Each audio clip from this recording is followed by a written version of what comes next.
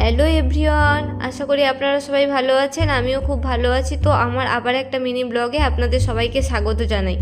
তো আমি একটু ওই ছুটি কাটাতেই বলা যায় শনিবার দিন বেরিয়ে গিয়েছিলাম একটু ঘুরতে যাওয়ার উদ্দেশ্যে।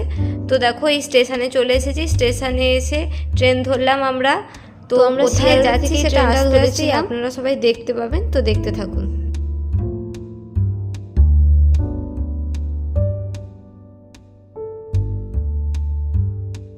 হ্যাঁ, তো তোমাদের তো আমি দক্ষিণেশ্বর মন্দির দেখাতে দেখাতে কথা বলতেই ভুলে গিয়েছিলাম প্রায়। তো ওখান থেকে আমি যতটুকু পেরেছিলাম ক্যাপচার করার চেষ্টা করেছি, কারণ ট্রেনটা এতটাই স্পিডে চলছিল আমি নিতে পারিনি। তো ওখান থেকে আমরা চলে এলাম ডানকুনি স্টেশন।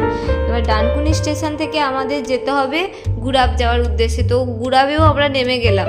গুড়াব থেকে নেমে আমরা ওখান থেকে একটা গাড়ি ধরতে হবে, দেন যেখানে আমরা বেড়াতে যাব তো সেখানে পৌঁছতে হবে। তো জায়গাটা তো বর্ধমান, যারা